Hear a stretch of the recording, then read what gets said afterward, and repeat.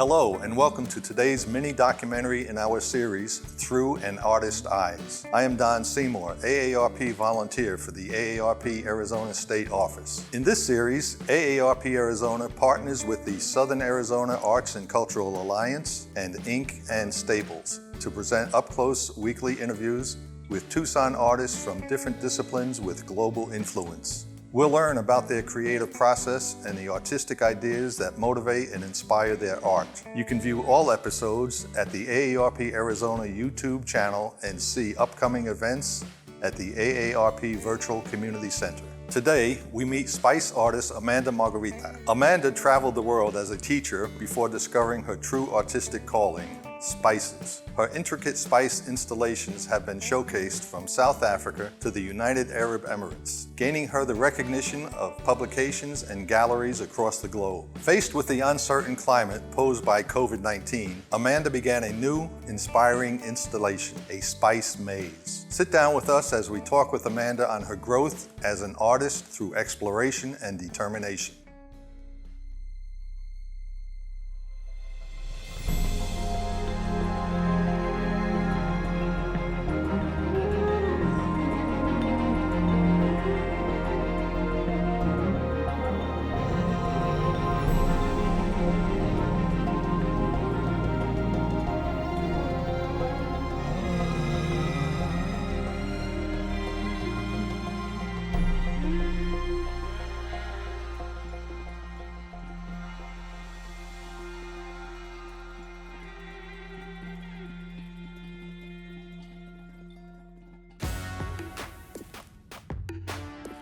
I'm Amanda Margaretha.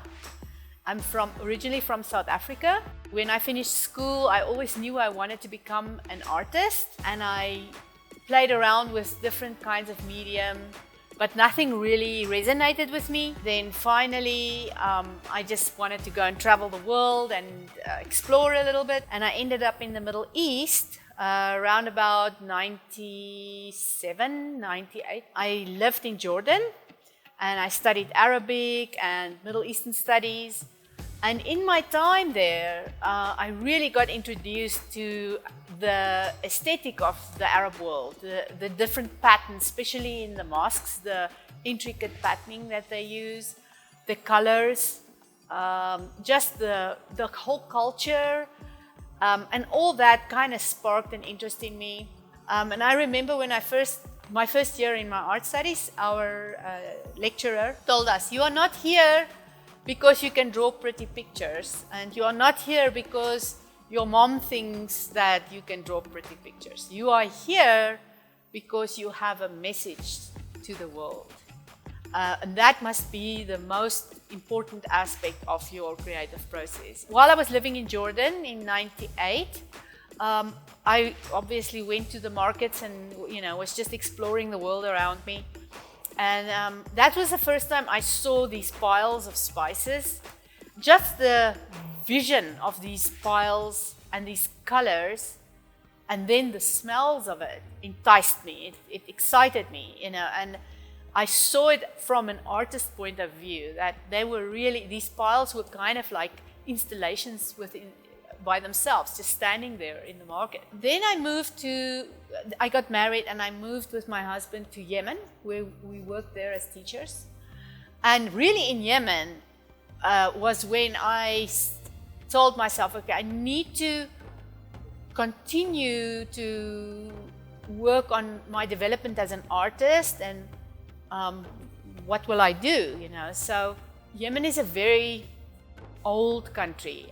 It's not developed. It's like it is here in the US. There isn't a lot of resources like special kinds of paints or oil paints or canvases. So I was looking for another medium that I could use.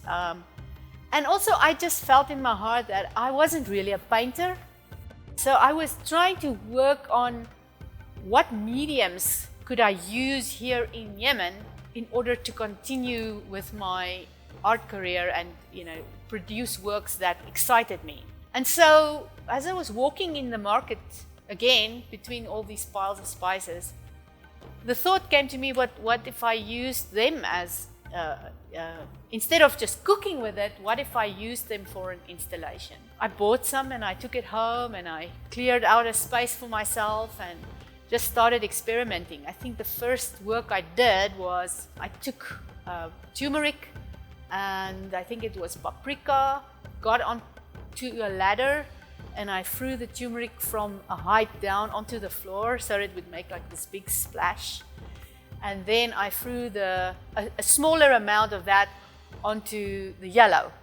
And it created this explosion of colors just on the floor. And when I saw that, I was excited.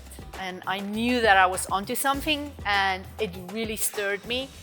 It not only because of the colors and the pattern that I got, but the smell of it. I think in that moment was when I realized that I was going to be an installation artist and I was going to work with spice.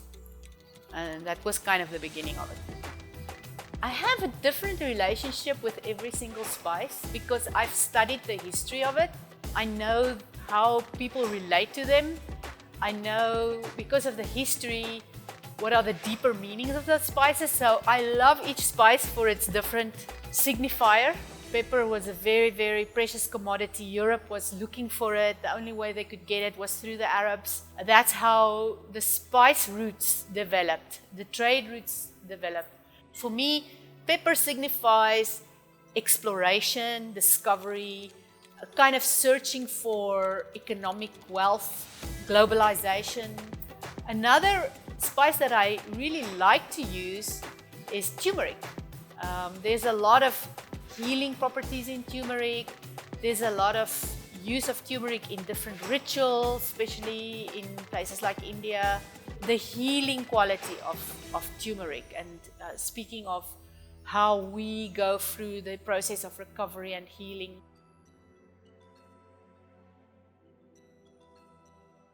When COVID-19 broke out, there were a lot of calls to art that were dealing with COVID and lockdown and recovery or how to recover. So I had this idea in my head to do a piece that dealt with these themes, but I didn't want it to be too literal. So I was looking at a lot of art, but I hadn't had the thought yet, and then suddenly someone sent me the photograph of another artist who did a maze out of salt, and that kind of then gave me the idea of building a maze, but a life-size one that you could physically actually walk the maze and use my spices to build this maze.